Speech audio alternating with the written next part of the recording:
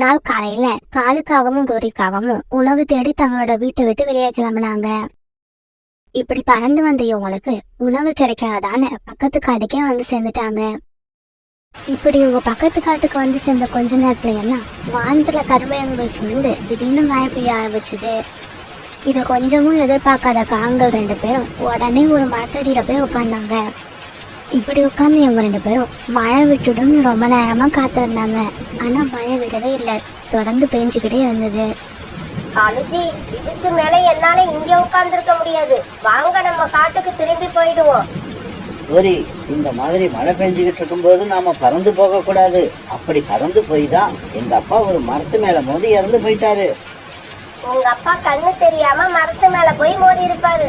நான் அப்படி இல்ல, எனக்கு 2 கண்ணும் நல்லா தெரியுது. ஓரி, வேணும்னா நாம ஒண்ணு செய்வோம். இந்த மரத்துக்கு எதிரில ஒரு வீடு இருக்கு. அவங்க அனுமதி கொடுத்தா மழை விடுற வரைக்கும் அங்க போய் இருப்போம். இப்படி பேசிக்கிட்ட காங்கள் 2 பேரும் பிறகு அந்த வீட்டை நோக்கி பறந்து போனாங்க. என்னங்க, நம்ம வீட்டு வாசக்கதவை யாரோ தட்டுற சத்தம் கேக்குது. போய் யாருன்னு பாருங்க. மழையில யாராவது உதவி கேட்டு வந்திருப்பாங்கன்னு நினைக்கிறேன். இதோ இப்பவே போய் பாக்குறேன். பிறகு கதவை திறந்துக்கிட்டு புறா வெளியில போச்சு.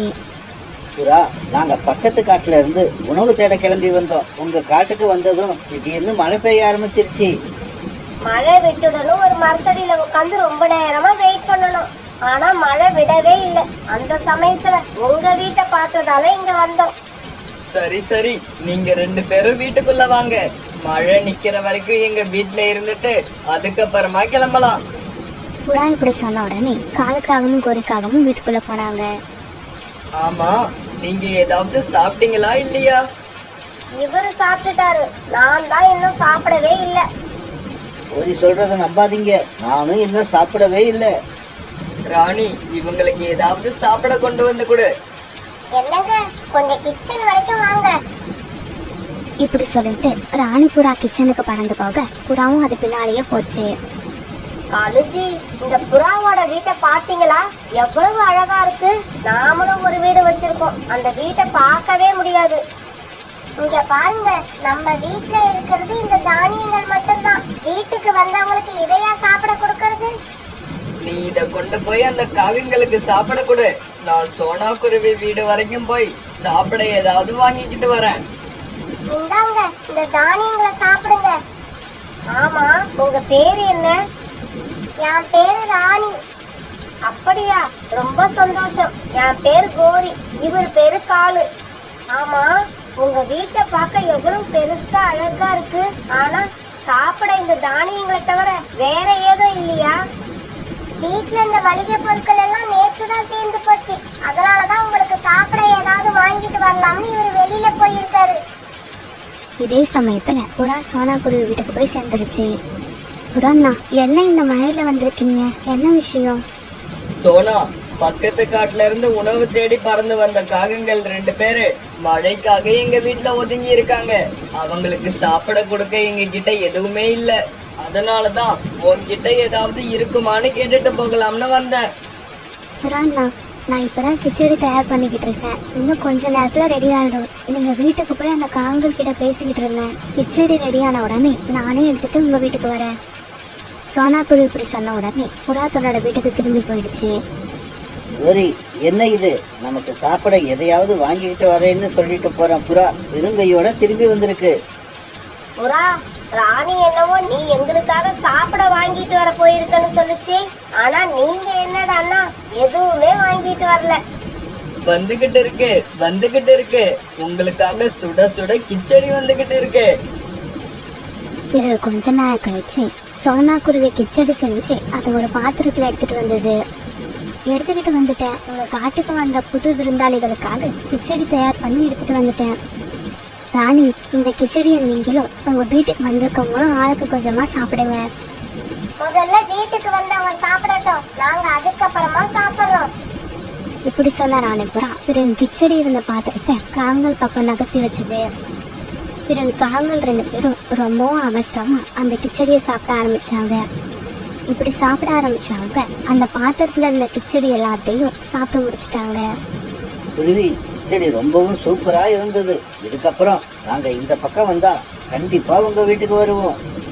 நாங்க மறுபடியும் இங்க வந்தா எங்களுக்கு இதே மாதிரி சாப்பிட கிச்சடி கொடுப்பீங்கல்ல? கண்டிப்பா கொடுப்போம். எங்க காட்டுல உள்ள எல்லா பறவைகளும் அவங்க வீட்டுக்கு யாராவது விருந்தினர்கள் வந்துட்டா ரொம்பவும் நல்லா கவனிச்சு அனுப்புவாங்க. நீங்க நம்ம வீட்டுக்கு எப்ப வந்தாலும் உங்களுக்கு இதே மாதிரி சுட சுட கிச்சடி கிடைக்கும். அன்னைக்கு சாயங்காலம் ஆச்சு. அது வரைக்கும் பேஞ்சுகிட்டு இருந்த மழையும் அந்த சமயத்துல நின்னு போயிடுச்சு. காலுஜி, மழை விட்டுடுச்சு. நம்ம வீட்டுக்கு கிளம்பலாம்னு நினைக்கிறேன். சே, இந்த மழை இப்படி பழி வாங்கும்னு நான் நினைக்கவே இல்லை. தொடர்ந்து மழை பெஞ்சுக்கிட்டே இருந்தா ராத்திரி சாப்பாட்டையும் இங்கேயே சாப்பிட்டுட்டு நிம்மதியா ஒரு தூக்கம் போடலாம்னு நினைச்சேன். மழை நின்னு போனதால இப்ப எல்லாமே கெட்டு போச்சு. இந்தாங்க, வீட்டுக்கு போறப்ப இந்த ஸ்வீட் பாக்ஸையும் எடுத்துக்கிட்டு போங்க. இத கொண்டு போய் உங்க குழந்தைங்க கிட்ட கொடுங்க. ஆமா, எதுக்காக இந்த ஸ்வீட் பாக்ஸை எங்களுக்கு கொடுக்குறீங்க? நாங்க எங்க வீட்டுக்கு எந்த விருந்தாளி வந்தாலும் அவங்க திரும்பி போறப்ப வெறுங்கையோட அனுப்ப மாட்டோம். ஏதாவது இனிப்பு கொடுத்துதான் அனுப்புவோம். இது ரொம்பவும் நல்ல பழக்கம். உங்க காட்டுல உள்ள பறவைகள் கிட்ட நிறைய நல்ல பழக்கங்கள் இருக்கு. பிறகு காலுக்காகவும் கோரிக்காகவும் அந்த ஸ்வீட் பாக்ஸ் எடுத்துக்கிட்டு அங்கிருந்து தங்களுடைய காட்டை நோக்கி பறக்க ஆரம்பிச்சாங்க. இப்படியே சில நாட்கள் நகர்ந்துச்சு. ஒரு நாள் சோனா குருவியும் புறாவும் உணவு தேடத்துக்காக பறந்து வந்தாங்க. இப்படி பறந்து வந்தவங்க உணவு கிடைக்காதான்னு பக்கத்து காட்டுக்கே வந்து சேர்ந்துட்டாங்க. சோனா குருவியும் புறாவும் முதலா அந்த காட்டுக்கு அப்பதான் வந்திருந்தாங்க. இப்படி வந்து இவங்க 2 பேரும் ஒரு நதிக்கரையில உட்கார்ந்து இருக்கிறப்ப திடீர்னு மழை பெய்ய ஆரம்பிச்சது. புறாண்ணா, என்ன இது இப்படி திடீர்னு மழை பெய்ய ஆரம்பிச்சிருச்சு? இப்ப நாங்க எப்படி வீட்டுக்கு திரும்பி போறது? சோனா, கவலைப்படாத. ஒரு நாள் நம்ம வீட்டுக்கு வந்த காகங்கள் 2 பேரும் இந்த காட்டுல தான் இருக்காங்க. நாம அவங்க வீட்டை கண்டுபிடிச்சு மழை விடுற வரைக்கும் அங்க போய் இருப்போம். அந்த காகங்கள் 2 பேரும் நம்மளை பார்த்தாங்கன்னா ரொம்ப சந்தோஷப்படுவாங்க. பிறகு புறாவும் சோனா குருவி ஒரு மரத்துக்கு அடியில உட்கார்ந்து ஒரு பறவை கிட்ட போனாங்க.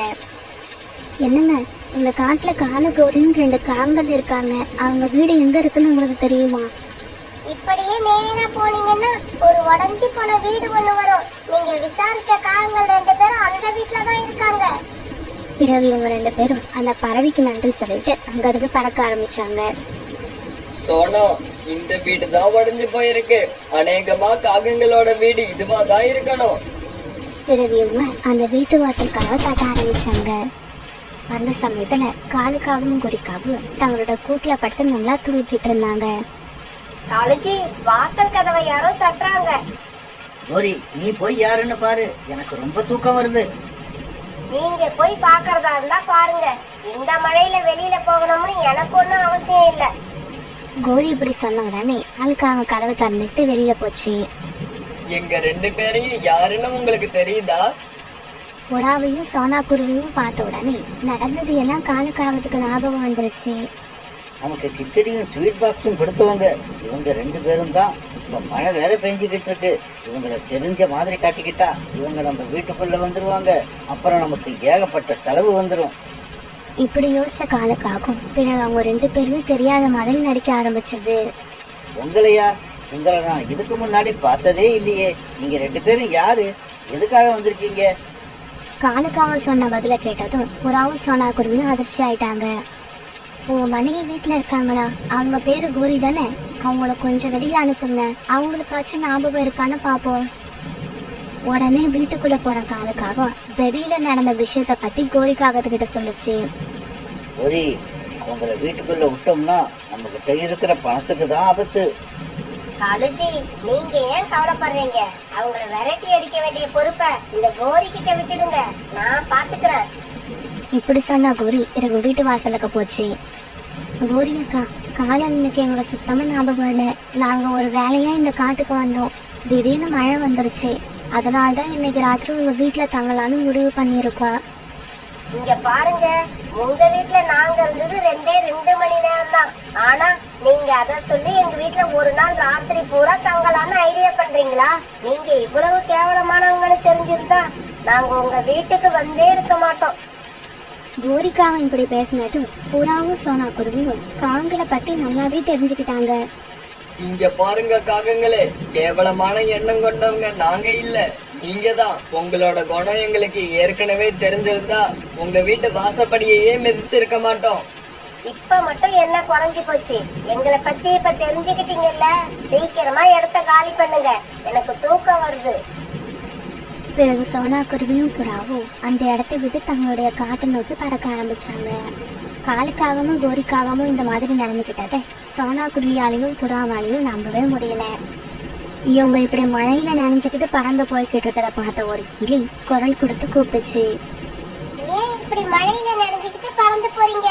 உங்களுக்கு ஏதாவது ஒண்ணு ஆச்சுன்னா உங்க வீட்டுல உள்ளவங்க எவ்வளவு கஷ்டப்படுவாங்கன்னு நினைச்சு பாத்தீங்களா? பேசாம வீட்டுக்குள்ள வாங்க, மழை விட்டதுக்கு அப்புறம் போகலாம். இப்படி வீட்டுக்குள்ள கூப்பிட்டு போன கிளி சோனா குருவிக்கும் புறாவுக்கும் சாப்பாடு கொடுத்து சாப்பிட வச்சுது. மழை இப்போதைக்கு விடுற மாதிரி தெரியல, நீங்க 2 பேரும் இங்கேயே படுத்து தூங்குங்க. மழை விட்டுடுச்சுன்னா நாளைக்கு காலையில நீங்க போகலாம். பிறகு சோனா குருவியும் புறாவும் அங்கிருந்த கூட்டுல படுத்து இப்படி பேச ஆரம்பிச்சாங்க. புறாண்ணா, காங்கள் இப்படி நடந்துக்கிட்டதால நான் இந்த காட்டுல உள்ள எல்லாருமே இப்படிதான் இருப்பாங்கன்னு நினைச்சேன். சோனா, உன்னோட நினைப்பு ரொம்ப தப்பு. இந்த உலகத்துல நல்லவங்க கூடவே கெட்டவங்களும் கலந்து இருப்பாங்க. நமக்கு நேரம் நல்லா இருந்தா இந்த கிளி மாதிரி பறவைகள் கூட நமக்கு சந்திப்பு ஏற்படும். நேரம் சரியில்லைன்னா என்ன ஆகும்? அந்த காகங்கள் மாதிரி பறவைகள் கூட பழக்கம் உண்டாகும். அந்த காட்டுல 2-3 நாட்களா மழை தொடர்ந்து பெஞ்சுக்கிட்டே இருந்தது. மழை இப்படி தொடர்ந்து பெய்யறத பார்த்த எல்லா பறவைகளும் தங்களோட கூட்டுல பயந்துகிட்டே உட்காந்துருந்தாங்க. நிறைய பறவைகள் பயத்தோட மட்டும் இல்ல, பசியோடவும் உட்காந்துருந்தாங்க. ஏன்னா மழை தொடர்ந்து பெஞ்ச காரணத்தால அவங்களால உணவு தேட வெளியில போக முடியல. அவங்க வீட்டுல சேமிச்சு வச்சிருந்த உணவும் தீர்ந்து போயிருந்தது. அழுச்சி, இதுக்கு மேல என்னால தாங்க முடியாது, பசி வயித்த கிள்ளுது. கோரி, எனக்கு கூட தான் பசிக்குது. நம்மளோட பசி நமக்கு தான் தெரியுது, இந்த மழைக்கு தெரிய மாட்டேங்குது. அழுச்சி, நடக்கிறது நடக்கட்டும், வாங்க நாம உணவு தேட வெளியில போவோம். ஆமா, வீட்டுக்குள்ள இருந்தா பட்டினி கிடந்தே செத்துருவோம். வெளியில போனாலாவது உணவு கிடைச்சி நாம உயிர் பிழைக்க சான்ஸ் இருக்கு. இப்படி பேசிக்கிட்டே காலுக்காகவும் கோரிக்காகவும் உணவு தேட வெளியே கிளம்பினாங்க. இப்படி போன காலுக்காகவும் கோரிக்காகவும் கிட்டத்தட்ட அந்த காட்டையே சுத்தி வந்துட்டாங்க. பாவம், அவங்களுக்கு எந்த உணவும் கிடைக்கல. அழுச்சி, என்ன நம்ம நிலைமை இந்த அளவுக்கு மோசமாயிடுச்சு? கோரி, வயிறு இவ்வளவு பசியா இருக்கிறப்ப மழையில நனைஞ்சுக்கிட்டு இப்படி உட்கார்ந்து இருக்கிறது ரொம்ப கொடுமை. இதுக்கு பேசாம வீட்லயே இருந்திருக்கலாம். அழுச்சி, நான் சொல்றத கேளுங்க, இங்க பக்கத்துலதான் புறா வீடு இருக்கு, வாங்க அங்க போய் ட்ரை பண்ணி பார்ப்போம். இப்படி போனவங்க புறா வீட்டு வாசல் கதவை தட்டினாங்க. என்னங்க, இந்த மழையில யாரு வந்து கதவு தட்டுறது? ராணி, இந்த மழையில இப்படி கதவு தட்டுற சத்தம் கேட்டுச்சுன்னா அது கண்டிப்பா காலுகோரியா தான் இருக்கும். இப்படி சொன்ன புறா கதவை திறந்து விட பிறகு காலுக்காகவும் கோரிக்காகவும் புறா வீட்டுக்குள்ள வந்தாங்க. புறா, நாங்க நேத்துல இருந்து எதுவுமே சாப்பிடல, வயிறு ரொம்ப பசிக்குது, சாப்பிட ஏதாவது இருந்தா கொடு. ராணி, உங்க வீட்டுல சாப்பிட ஏதாவது இருக்கா? பசியில எங்களுக்கு மயக்கமே வந்துடும் போல இருக்கு. கோரி, எங்க கிட்ட இருந்தா கண்டிப்பா உங்களுக்கு கொடுப்போம். ஆனா என்ன பண்றது, எங்களுக்கே சாப்பிட எதுவும் இல்ல. இந்த மழை காலத்துக்காக நாங்க சேமிச்சு வச்சிருந்த உணவையும் யாரோ வந்து திருடிட்டு போயிட்டாங்க. அப்படி திருடிட்டு போன அந்த பறவை நல்லாவே இருக்காது, நாசமா போயிடும். புறா வீட்டுல இருந்த தானியங்களை திருடிட்டு போனது காலுக்காகவும் கோரிக்காகவும் தான். அதனால ராணி புறா இப்படி சொன்ன உடனே எதுவும் பேசாம மௌனமா இருந்தாங்க. ராணி, திருடிட்டு போன பறவைகளுக்கு இப்படி எல்லாம் சாபம் கொடுக்கறது ரொம்ப தப்பு. ஆமா ஆமா, பாவம், அவங்க எவ்வளவு பசியில இருந்திருந்தா திருடியாவது சாப்பிடலான்னு நினைச்சிருந்திருப்பாங்க. அவங்க நிலைமையையும் நாம கொஞ்சம் யோசிச்சு பார்க்கணும். இங்க பாரு காலு, இப்போதைக்கு உணவு வேணும்னா சோனா குருவி வீட்டுக்கு போறதை தவிர வேற வழி இல்ல. ஆமா, சோனாபுரி வீட்டுல தானியங்கள் இருந்தா யார் போய் கேட்டாலும் கண்டிப்பா கொடுக்கும். யார் போய் கேட்டாலும் கொடுக்கும் தான். இருந்தாலும் போன வாரம் தான் நான் அதுகிட்ட கொஞ்சம் சண்டை போட்டுட்டேன். சோனா மத்தவங்க செஞ்ச தப்பை எல்லாம் மனசுலயே வச்சுக்காது, அதையெல்லாம் அப்பவே மறந்துட்டு மறுபடியும் உங்களுக்கு உதவி பண்ணும். அப்புறம் ஏன் பசியோட வீட்டுல உட்கார்ந்துருக்கணும்? வாங்க, நாம சோனா குருவி வீட்டுக்கு போவோம். பிறகு எல்லாருமா சேர்ந்து சோனா குருவி வீட்டுக்கு பறந்து போனாங்க. இவங்க எல்லாம் இப்படி போனப்ப சோனா குருவி வீட்டு கதவு திறந்தே இருந்தது. அதனால எல்லாரும் வரிசையா உள்ள போயிட்டாங்க. சோனா, இந்த மழையில வாசல் கதவை ஏன் இப்படி திறந்தே வச்சிருக்க? புறாண்ணா, நீங்க எல்லாம் பறந்து வரத ஜன்னல் வழியா பார்த்தேன், உடனே வாசக்கதவு திறந்து வச்சுட்டேன். வாசக்கதவை திறந்து வச்சிருந்த மாதிரி கொஞ்சம் தானியங்களையும் எடுத்து வச்சிருந்தா எங்களுக்கு வசதியா இருந்திருக்கும். காலுஜி, ஏன் இவ்வளவு அவசரப்படுறீங்க? வீட்டுக்குள்ளதான் வந்துட்டோம்ல, எப்படி இருந்தாலும் இனி சாப்பிட்டுட்டு தான் போக போறோம். சோனா, நாங்க எல்லாருமே நேத்துல இருந்து எதுவும் சாப்பிடல. அதனால சாப்பிட ஏதாவது தானியங்கள் இருந்தா கொடு. யாரும் கவலைப்படாதீங்க, நான் மழைக்காலத்துக்காக ஏற்கனவே உணவு சேகரிச்சு தான் வச்சிருக்கேன். பிறகு சோனா குருவி தானியங்கள் சேகரிச்சு வச்சிருந்த சாக்கு மூட்டையை திறந்தது. பிறகு சோனா குருவி அந்த தானியங்களை கொஞ்சம் எடுத்து இவங்க 4 பேருக்கும் சாப்பிட கொடுத்தது. பசியில இருந்த இவங்க 4 பேரும் அந்த தானியங்களை சாப்பிட்டு முடிச்சாங்க. வீட்டா, நாங்கெல்லாம் மழை பெஞ்சு 2 நாள் கழிச்சுதான் சோனா குருவி வீட்டுக்கு வரோம். நீ எப்படி மழை பெய்ய போகுதுன்னு செய்தி கேள்விப்பட்ட உடனே இங்க வந்துட்டியா? காலு, இப்படி எல்லாம் பேசாத. இன்னைக்கு காலையில தான் நான் வந்தேன். இவங்க எல்லாம் இப்படி வீட்டுக்குள்ள பேசிக்கிட்டு இருக்க வீட்டுக்கு வெளியில மழையோட வேகம் அதிகமாச்சு. அந்த சமயத்துல பெரிய கருப்பு மேகத்துக்கிட்ட சின்ன மேகம் இப்படி பேசிக்கிட்டு இருந்தது. தலைவா, நீங்க மழை பெய்ய ஆரம்பிச்சு ரொம்ப நேரம் ஆகுது. எப்பதான் நிறுத்த போறீங்க? தம்பி, இங்க பாரு, நான் வேணும்னு இப்படி செய்யல. என்னோட உடம்புல நிறைய தண்ணீர் ஊறிக்கிட்டே இருக்கு. என்னால இப்படி தண்ணீர் உருவாகிறத தடுக்க முடியல. இப்படியே போச்சுன்னா இன்னும் கொஞ்ச நேரத்துல நான் வெடிச்சிடுவேன். தலைவா, எப்படியாவது உங்களை நீங்களே கண்ட்ரோல் பண்ணிக்கங்க, இல்லன்னா இந்த காடே வெள்ளத்துல மூழ்கி போயிடும். இங்க பாருடா தம்பி, நான் என்ன எந்த அளவு கண்ட்ரோல் பண்ண முடியுமோ அந்த அளவு பண்ணி பார்த்துட்டேன். இதுக்கு மேல ஒன்றும் பண்ண முடியாது. வேணும்னா நீ ஒண்ணு பண்ணு. சீக்கிரமா காட்டுல உள்ள பறவைகள் கிட்ட போய் எங்கேயாவது உயரமான பாதுகாப்பான இடத்துக்கு போக சொல்லு. இப்பவே போறேன். இப்பவே போய் எல்லா பறவைகள் கிட்டயும் இந்த செய்தியை சொல்றேன். இப்படி சொன்ன அந்த சின்ன மேகம் உடனே வேகமா கீழே இறங்கி அந்த காட்டுக்கு போச்சு. ஆனா அந்த மேகம் அப்படி தரையிறங்கி பாக்குறப்ப அந்த காட்டுல எந்த பறவைகளுமே வெளியில இல்ல. இப்ப நாம என்ன பண்றது? இந்த சமயம் பார்த்து எந்த பறவையும் நம்ம கண்ணில் படல. பெரிய மேகம் வெடிச்சிருச்சுன்னா இந்த பறவைகளோட உயிருக்கே ஆபத்து உண்டாயிடும். இந்த காட்டுல அதுக்கப்புறம் பறவைகளே இருக்க மாட்டாங்க. இப்படி யோசிச்சு அந்த சின்ன மேகம் பிறகு வேகமா கத்த ஆரம்பிச்சது. பறவைகளே, நீங்க எல்லாம் எங்க இருக்கீங்க? சீக்கிரமா யாராவது இங்க வாங்க. இந்த காட்டுக்கு ஒரு பெரிய ஆபத்து வர போகுது. ரீட்டா, யாரோ கூப்பிடுற மாதிரி சத்தம் கேட்கல? இல்லையே, எனக்கு ஒண்ணும் கேட்கல. இல்ல ரீட்டா, யாரோ கூப்பிடுற சத்தம் எனக்கு நல்லா கேக்குது. அவங்க ஏதோ ஆபத்துல இருக்காங்கன்னு நினைக்கிறேன். அப்படியா? அப்படின்னா வாங்க, யாரு ஆபத்துல இருக்கான்னு போய் பார்ப்போம். ரீட்டா, நீங்க எல்லாம் இங்கேயே இருங்க. நான் சோனா புறா, நாங்க 3 பேரும் போய் பார்த்துட்டு வரோம். பிறகு சோனா குருவி, காலுக்காவும் புறா இவங்க 3 பேரும் வெளியில பறந்து போனாங்க. மழை இப்ப முன்ன விட அதிகமா பெஞ்சது. காலுக்காவத்தாலையும் சோனா குருவியாலையும் பறக்க கூட முடியல. அதனால இவங்க 3 பேரும் ஒரு இடத்துல உட்கார அவங்கள பார்த்த அந்த சின்ன மேகம் வேகமா அவங்க கிட்ட வந்தது. ஆமா, இவ்வளவு நேரமா நீங்க எல்லாம் எங்க போயிருந்தீங்க? நான் எவ்வளவு நேரமா உங்களுக்கு குரல் கொடுக்கறது? மேகமே, கோவிச்சுக்காத. மழை அதிகமா பெஞ்சதால நாங்க எல்லாம் சோனா குருவி வீட்டுல தான் இருந்தோம். ஆமா, இதுக்காக எங்களை தேடினீங்க? இங்க பாருங்க, இப்ப மழை பெஞ்சுகிட்டு இருக்க பெரிய கருப்பு மேகத்து உள்ள தண்ணீரோட இருப்பு அதிகமாயிடுச்சு. அதனால அது எந்த நேரமும் வெடிச்சு செதறலாம். அப்படி வெடிச்சிடுச்சுன்னா இந்த காடே தண்ணீர்ல முழுகிடும். இந்த விஷயத்த சொல்லதான் நான் உங்களை தேடிக்கிட்டு இருந்தேன். சீக்கிரமா எல்லாரும் பாதுகாப்பான இடத்துக்கு போய் சேர்ந்துருங்க. என்னது, மேகம் வெடிக்க போகுதா? ஏன் அப்படி நடக்குது? ஒவ்வொரு கருப்பு மேகத்திலையும் தண்ணீர் தானா சுரக்க ஆரம்பிக்கும். குறிப்பிட்ட நேரம் கழிச்சு அந்த தண்ணீர் சுரக்கிறது தானா நின்னுடும். எதிர்பாராத விதமா இந்த கருப்பு மேகத்துல தண்ணீர் சுரக்கிறது நிக்கவே இல்லை.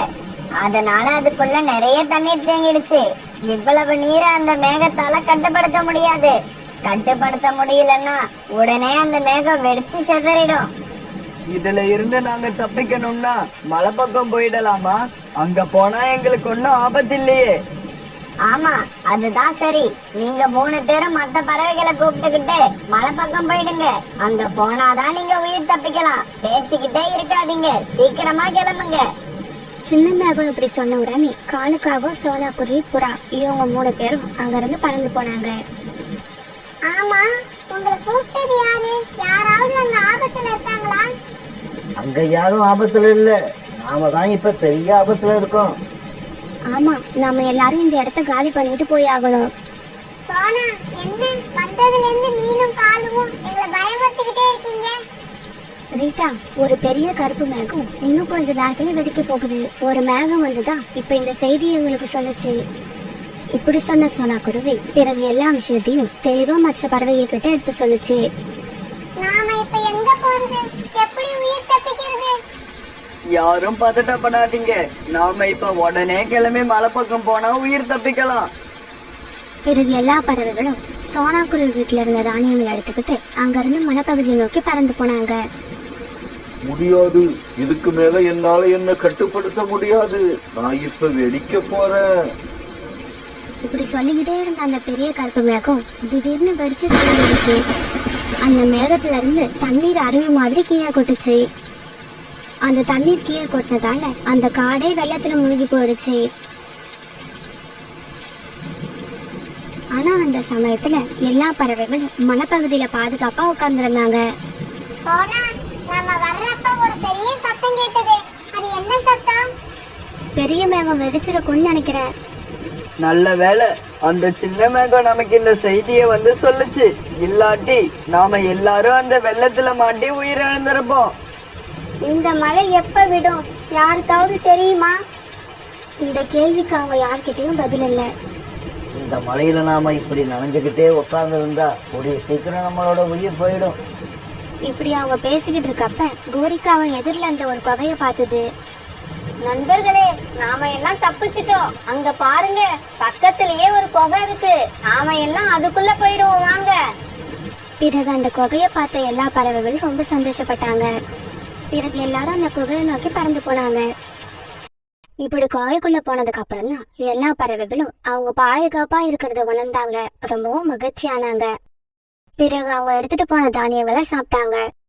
கொஞ்ச நேரத்துக்கு முன்னால நாம எவ்வளவு பதட்டத்துல இருந்தோம். ஆனா இப்ப பாருங்க, சந்தோஷமா இருக்கோம். எல்லாரோட வாழ்க்கையும் இப்படிதான். எப்ப கஷ்டம் வரும், எப்ப சந்தோஷம் வரும்னு சொல்லவே முடியாது.